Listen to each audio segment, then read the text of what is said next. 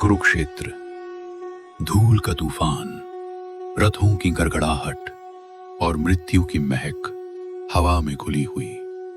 हजारों योद्धा अपने प्राण हथेली पर लेकर खड़े हैं और तभी दुर्योधन धीरे धीरे भीष्म पितामह के पास आता है।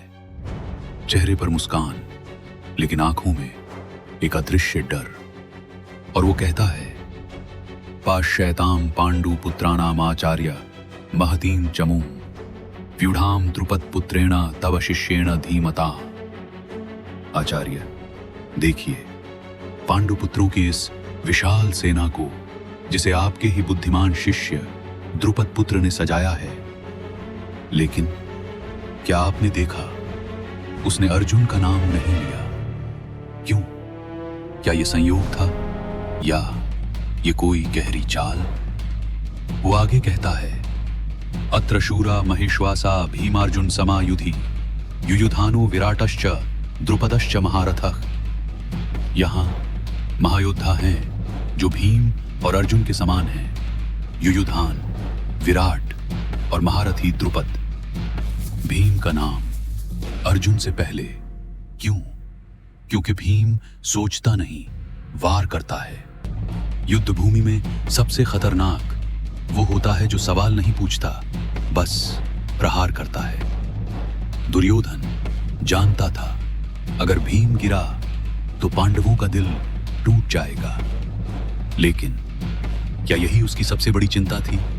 या वो भीम से डरता था क्योंकि भीम वही था जो दुर्योधन हो सकता था अगर वो पांडव होता। दोनों एक ही मिट्टी, एक ही गुस्सा, एक ही जिद, एक ही भूख, जीत की भूख। शायद यही वजह थी दुर्योधन को भीम में अपना ही प्रतिबिंब दिखता था, पर वो भूल गया एक नाम।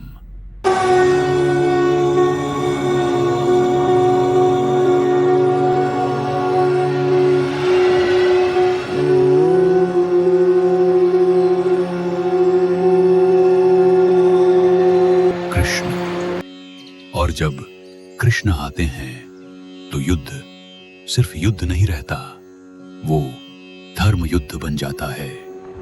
नियम बदल जाते हैं, तर्क टूट जाता है और असंभव अनिवार्य हो जाता है। दुर्योधन मानता था शक्ति ही विजय है, लेकिन कृष्ण ने दिखाया सत्य के आगे शक्ति भी झुकती है। अब सवाल आपसे है, आप किसके जैसे हैं? दुर्योधन, भीम या अर्जुन? अगर आप अपने जीवन के हर दुख को मिटाना चाहते हैं और उस दिव्य पथ को जानना चाहते हैं जिसे स्वयं श्री कृष्ण ने कुरुक्षेत्र की गूंज में अर्जुन के कानों में फुसफुसाया था, तो अभी इस चैनल को सब्सक्राइब करें और श्रीमद् भगवद गीता के उन गहरे, रहस्यमय और जीवन परिवर्तक रहस्यों को अपने हृदय की गहराइयों में उतार लें।